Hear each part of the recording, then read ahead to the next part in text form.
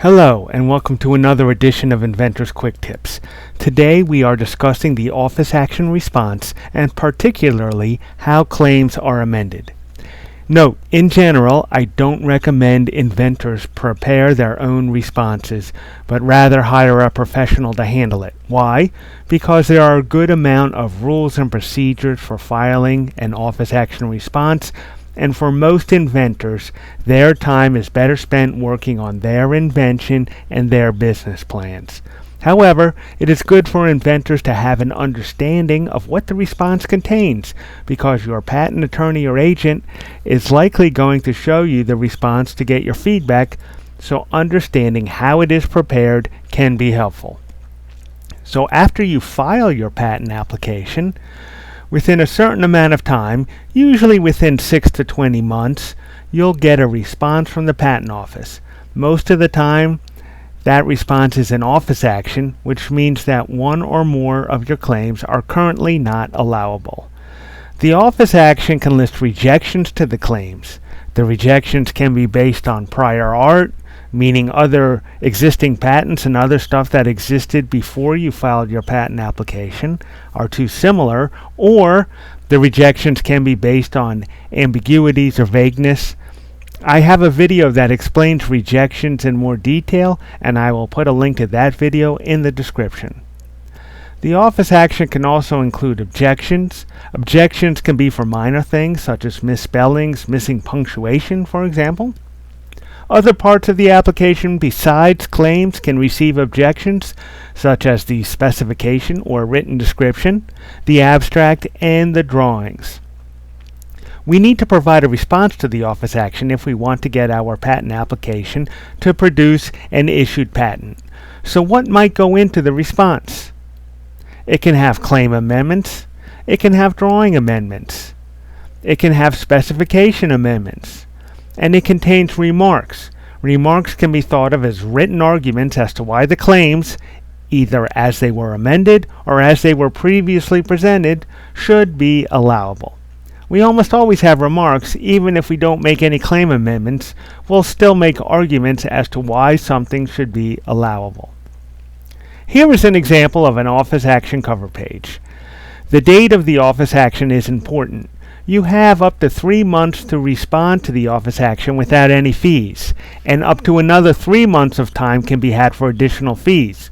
So after a total of 6 months from the date of the response, the patent application is abandoned.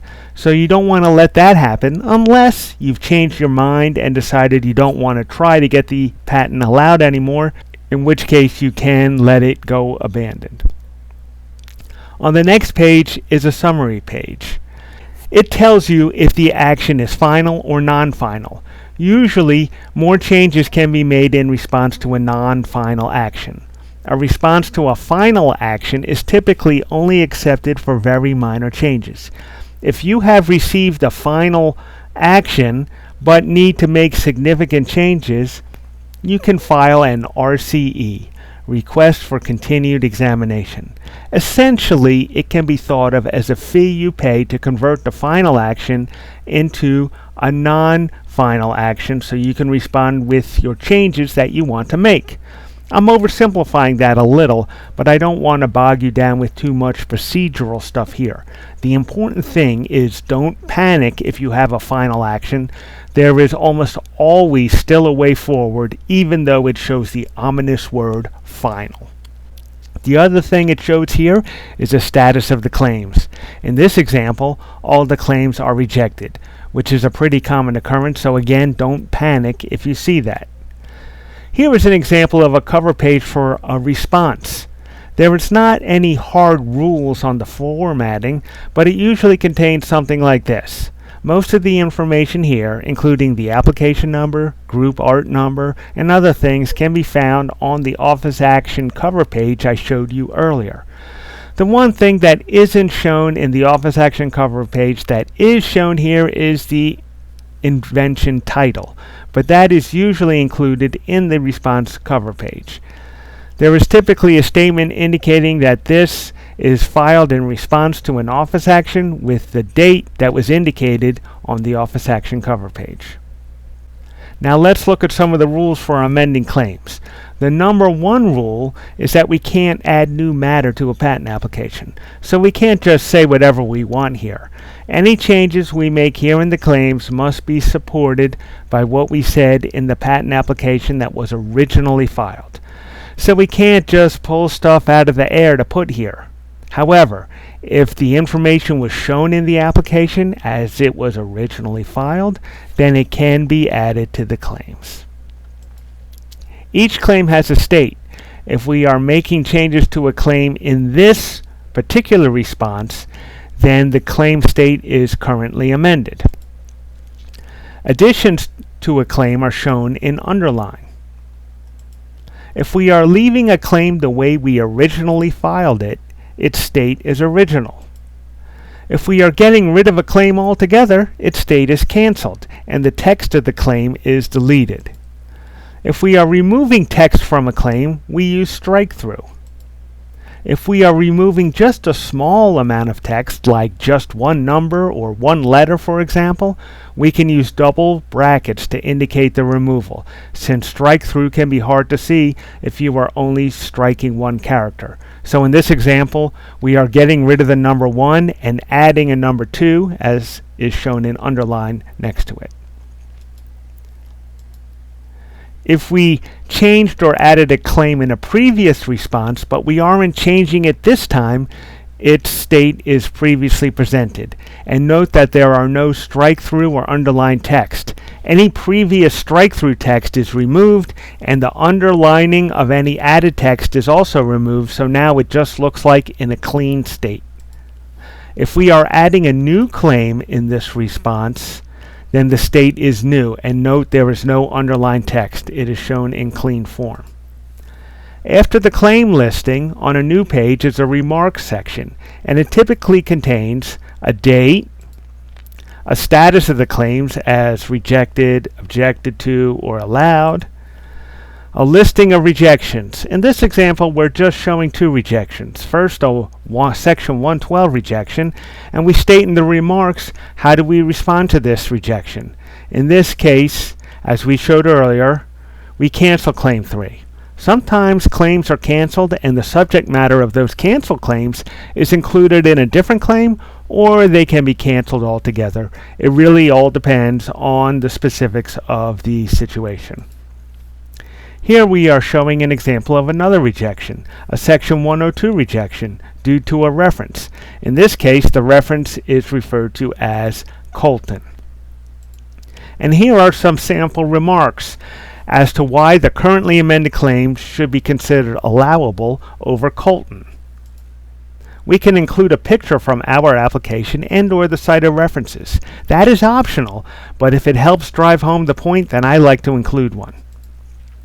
It seems that this tail wing, number 112, was used by the examiner in the rejection. And so in the written remarks, we say how the fact that in the current invention the airfoil is mounted to the underside of the aircraft fuselage should now make it considered as allowable over this Colton. And this would go on, responding to every rejection and every reference cited in the application. The Patent Office expects a fully responsive amendment. So even if everything is not responded to with an equal amount of response, it should still be at least acknowledged and responded to, even if only briefly. Now, one mistake I frequently see when people try this themselves is that they will have a lot of remarks about why their invention is different than what was cited, but those differences are not in the amended claims. The remarks are most effective and strongest when the differences that you are arguing are in the claims, because it is the claims that tell the examiner and the world what you are trying to protect with a patent. Finally, there is typically a conclusion that basically just says, hey, Patent Office, in light of all the changes we've made and the arguments we've pointed out, this patent application should now be allowed as an issued patent. And again, just to recap, I don't recommend laypersons do this kind of stuff. But sometimes, perhaps due to limited financial resources, lay people have done it, and sometimes they are successful.